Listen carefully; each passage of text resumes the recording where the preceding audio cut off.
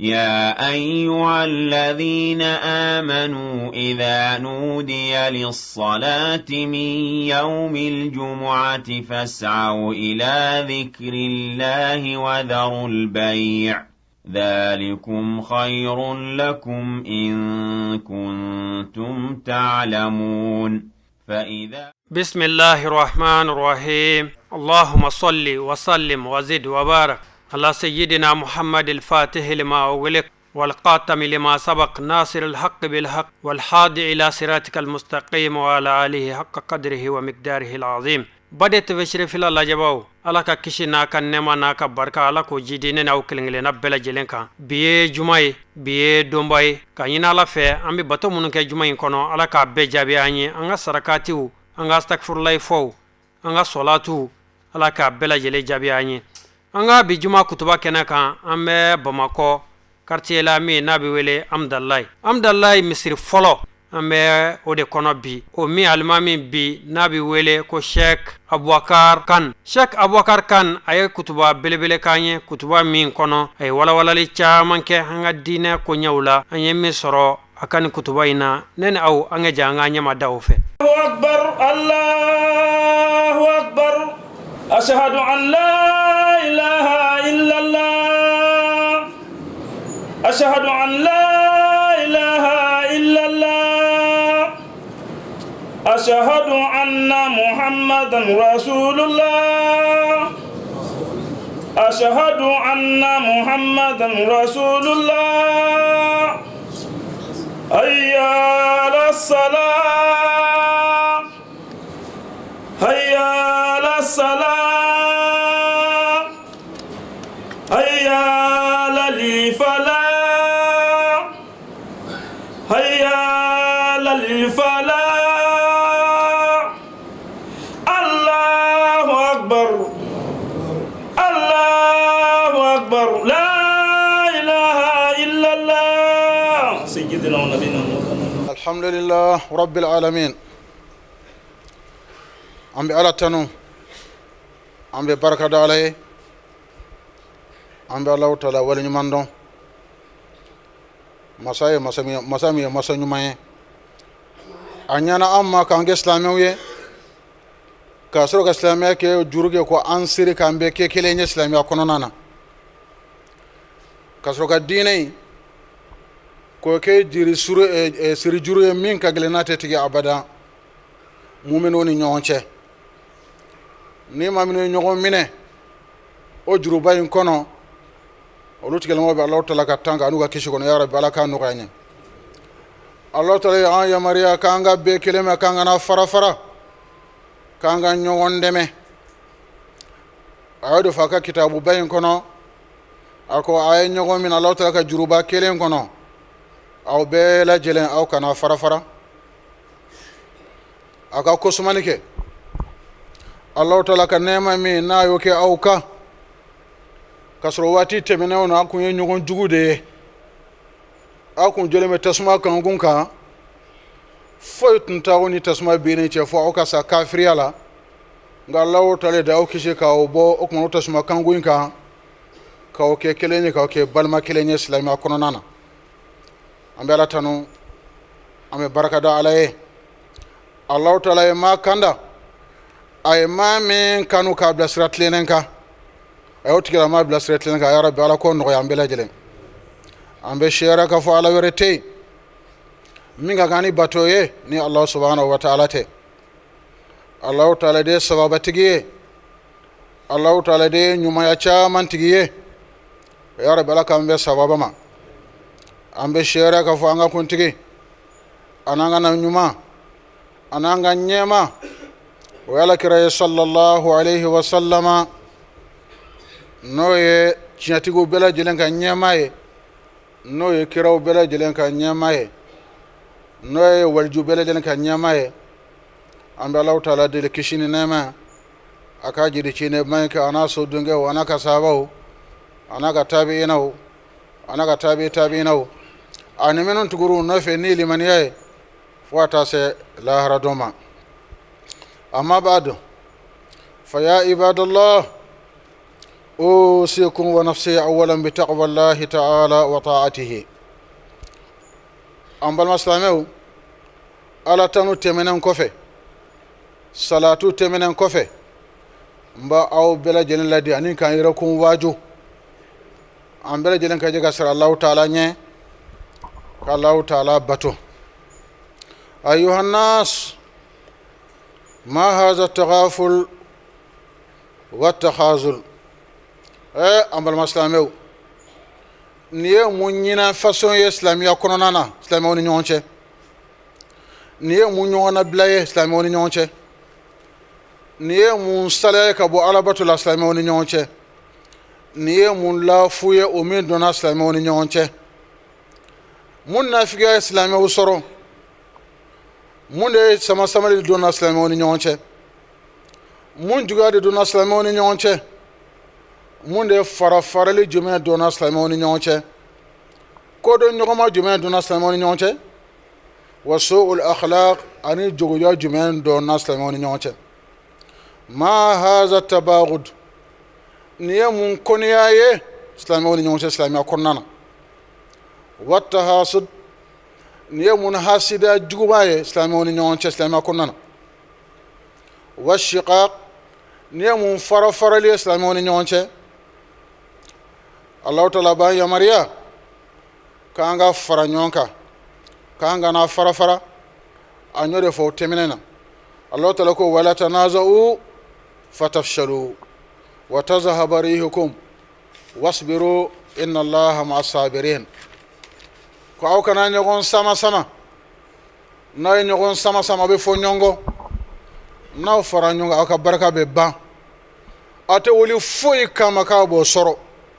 parce que muna aw fanga bana ka ban munya aw fanga ba samali nyogon sama nyogon soso o kuma no de kera sababu ye ko mo ka islamo fanga be na fa anye bala togomina islamo ka caga teme kulu bela jelen ka jamanen kono nga islamo fanga fene kaddo ka teme kulu bela jelen ka sabi muna farali. Allah ta'ala ba ya mariya kanga sabali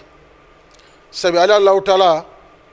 asabari lembe afarlembe sabali bawka ala farlembe sabali bawka ala ka sabali no yanya. ma tafaraqat kalimatu qaumin illa wa kana al-fashlu qa'idan lahum. jama kulu shitay nu fora nyonko nugo kuma kan fora nyonko fo Allah ta'ala ka dese o kuma ko jo uka o de fashaluye ite wuli foy kama kiba soro parce que muna fanga bana muni fanga ban parce que isba maslami no kanga fareka aw ka je ka kelenye mene e yo nene e o fara o kuma ka bo eka o kuma ete foy ni ka fo ke bo soro. Allah subhanahu wa ta'ala ko wa shawiruhum fil amr fa idha azamta fatawakkal ala Allah inna Allah yuhibbul mutawakkilin. o kuma izan bana mi an soro noye lafuye noye ñogon juguyaye ñoye ñogon koneyaye Allah ta'ala fura di amade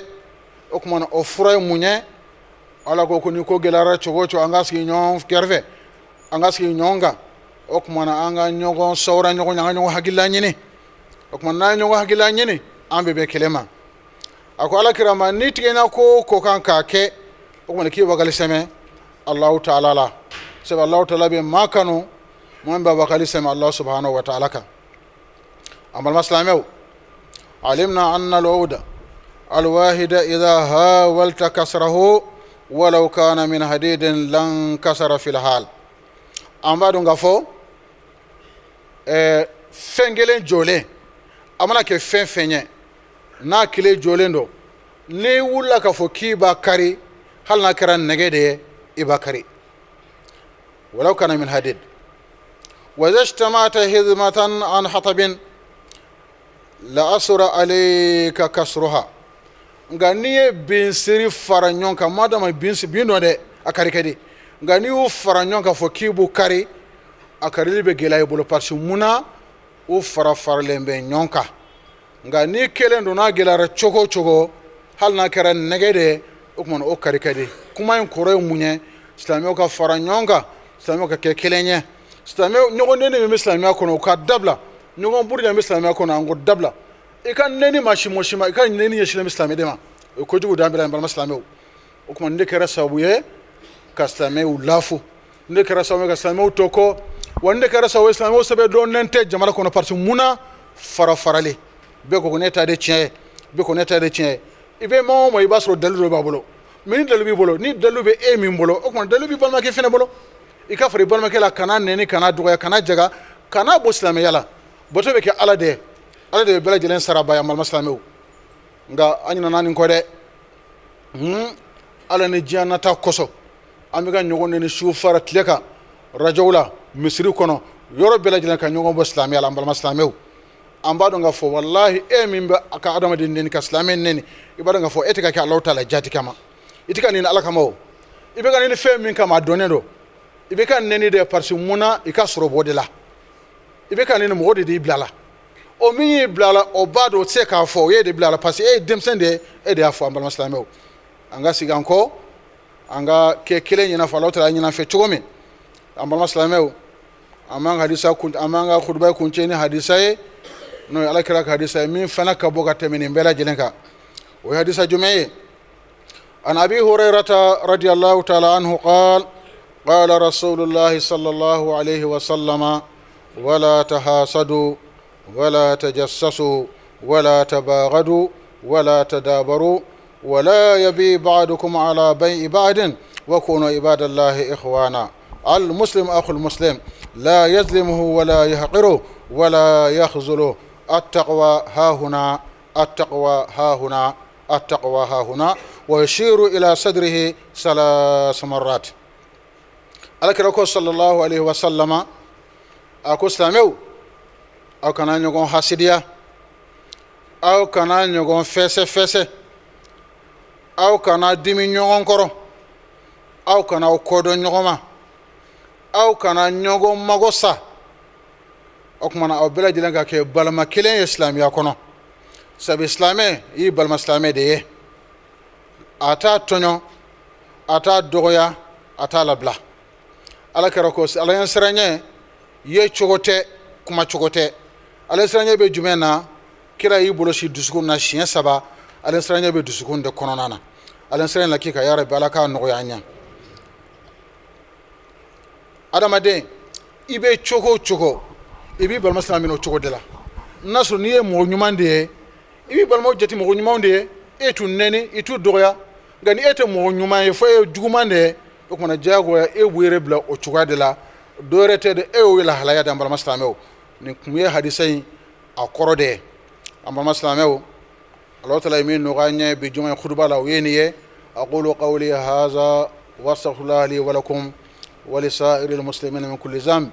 واستغفروه إنه هو الغفور الرحيم ربنا آتنا في الدنيا حسنة وفي الآخرة حسنة وقنا عذاب النار اللهم اجعل بلادنا من خير البلاد واجعلها آمنة مطمئنة إلى يوم التناد ربنا لا تزغ قلوبنا بعد إذ هديتنا وهب لنا من لدنك رحمة إنك أنت الوهاب اللهم حببنا الإيمان وزينه في قلوبنا وكره إلينا الكفر والفسوق والعصيان واجعلنا من الراشدين على كان جمانا نغيا على كان جمانا كشي على كان جمانا تنغا على كان هيرودو جمانا كونو بين السبت يا رب على كان جمانا كونو بين باليا اني فونيو يا رب على كان جمانا دون كشي على كو كيرا بركه كوسو والسلام عليكم ورحمة الله تعالى وبركاته سبحان ربك رب العزة عما يصفون وسلام على المرسلين والحمد لله رب العالمين أن محمد رسول الله حي على الصلاة حي على الفلاح قد قامت الصلاة الله أكبر لا إله إلا الله. بسم الله الرحمن الرحيم الحمد لله رب العالمين الرحمن الرحيم مالك يوم الدين إياك نعبد وإياك نستعين اهدنا الصراط المستقيم صراط الذين أنعمت عليهم غير المغضوب عليهم ولا الضالين. الله أكبر الله أكبر. سمع الله لمن حمده ربنا ولك الحمد.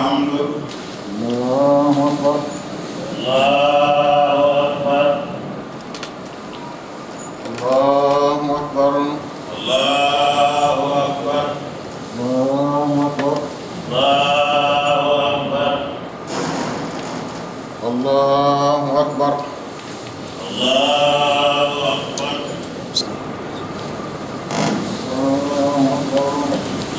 الله أكبر الله أكبر الله أكبر الله أكبر السلام عليكم. السلام عليكم. Ne kalan ke nye kalan damna nyoro dugma kalana nga dubala no e fami ba cerno kamilu kaso dumindo dubado dumindo ibe me ma nyonye dudan kilo wo kile na tobe da mi atani na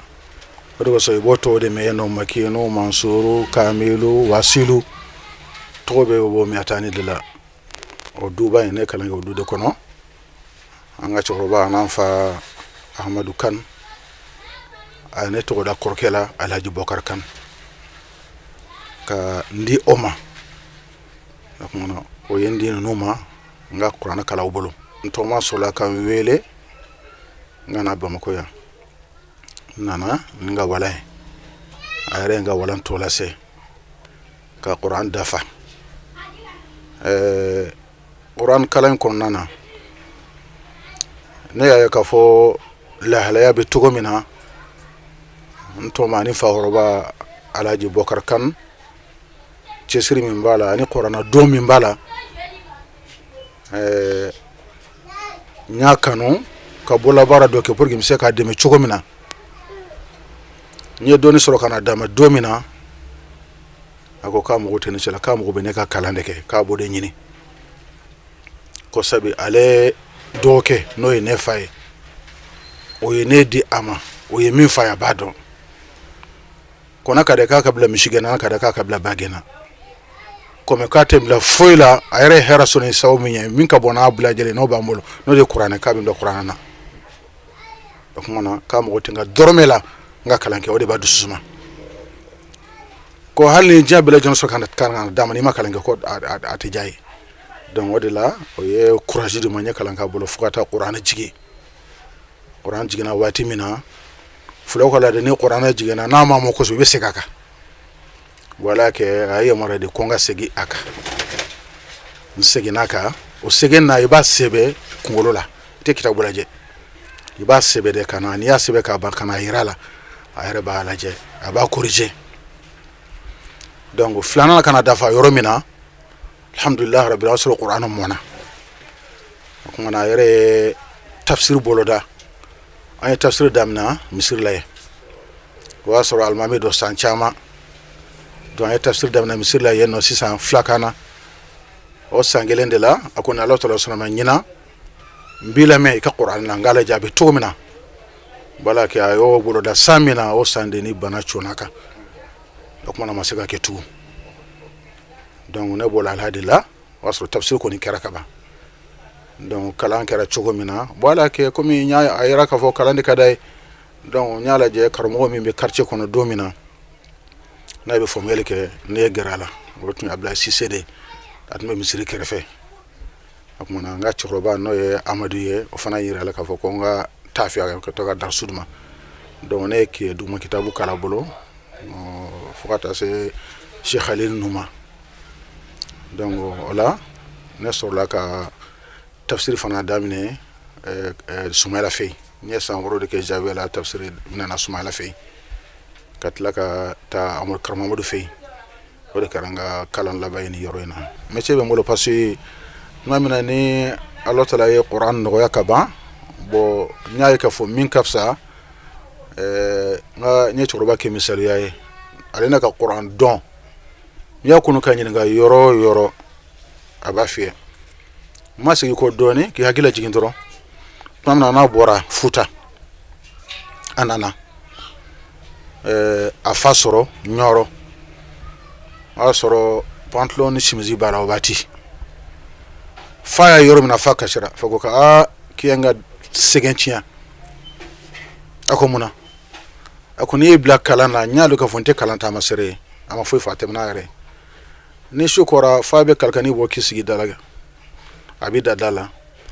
ala ke fa ayato ni fatlara wati mna kasro kana dadala ta sura kana jodala fa kuna ka qur'an mina ka ta fatiha kana baqara la fo kana se hizibu mugan kogo shi shukelan kasro ka tada shuflana fana ka ta mugana ka ta sibina nama su sabana wasra qur'ana jige donc mami okay ala ka demi mbade me wonata belajelena aka machine tuma wala be kala leke ka dail me nyini o chuka fana na ne fana yoye wati mina fana ngo nga métier doke pour que nga se ka halala do soro donc ne ministère adamine ne ministère de o certificat bembolo nga o makalam bali tabi ne ministère adamine fene makalam la fana parce que tinyo ntia foni mam kera fugare de parce que ambolo ni mi kala na dro ya banay ni kala ni yara fen la nunte o bafu ko ni te fendo ka sorote ere de halala ni na ere de donc ne ok mais on a tabé ni nya cours suivi parce que wa soro centre libyen tunda lendo watila mo wotum ta kalanke ne san chaman ko de la wa soro seydou tal nunu ni jafarna almami Moussa Koulibaly wultum mo kala ne kalanke la fota certificat soro ani séminaire fen beke ne abila jilen suwi abila jilen certificat mbo bula ka cha certificat duru wal mo wolo flyere wal ben mbolo alhamdulillah bla nyemi soro ma jola o fukana seni watima alhamdulillah rabbil alamin bade nina sorala kala sawma bi juma kutuba kenaka kanyina ala fe anye bato munun keni ala ka bela jelen jabi wajulu kan sanuma munun foranye juma in konona na ya rabbi ala ke anke umina bagaye ka bara nyuma ke ni uye ni ala kira horomaye ala ke juma wara yira anna akambe wa shukran lakum ya ayyuhalladhina amanu idha nudiya lis-salati min يوم الجمعة فاسعوا إلى ذكر الله وذروا البيع ذلكم خير لكم إن كنتم تعلمون فإذا